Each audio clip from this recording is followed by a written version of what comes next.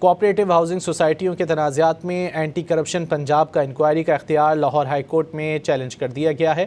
عدالت نے director anti corruption Punjab سے 2 دن میں جواب طلب کر لیا ہے۔ کوآپریٹو ہاؤسنگ سوسائٹیوں کے تنازعات میں اینٹی کرپشن پنجاب کا اختیار عدالت میں چیلنج کر دیا گیا ہے۔ تفصیلات جانیں گے ڈان نیوز کے نمائندے رانا بلال سے۔ رانا بلال بتائیے۔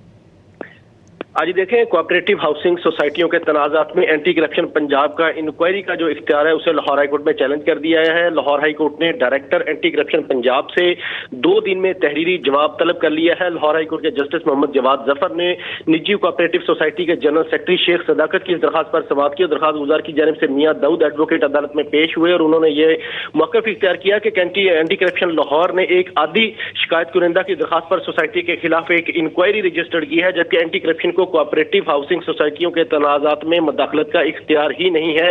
درخواست گزار کے وکیل میاں داؤد کا یہ بھی کہنا ہے کہ قانون کے تحت کوآپریٹو سوسائٹیوں کے خلاف جو ہے ہر تنازع کے جو فورم ہے وہ متعلقہ کوآپریٹو ہی ہے، لہٰذا محکمہ اینٹی کرپشن میں سوسائٹیوں کے خلاف جاری انکوائری کا دائرہ اختیار سے تجاوز قرار دیا جائے اور اس حوالے سے اس اقدام کو بھی کالعدم قرار دیا جائے۔ تو عدالت کی جانب سے اینٹی کرپشن سے 2 دن میں تحریری جواب طلب کر دیا گیا ہے۔